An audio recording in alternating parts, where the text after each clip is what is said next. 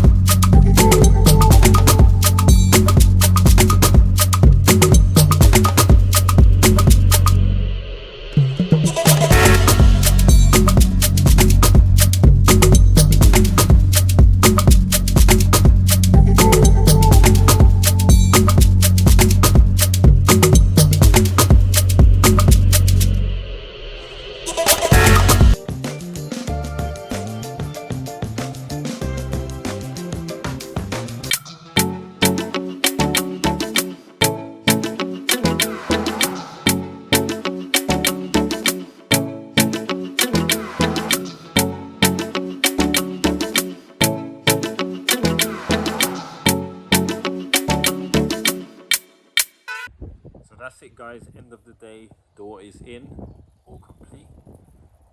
So the house is locked up. I'll just show you guys from the outside what we've done. We've laid the inner course of block, and we will lay the outer course next week. So that's it for the day. So guys, I hope you enjoyed the video, and please give us a like if you did, and we'll see you next week. Have a good weekend.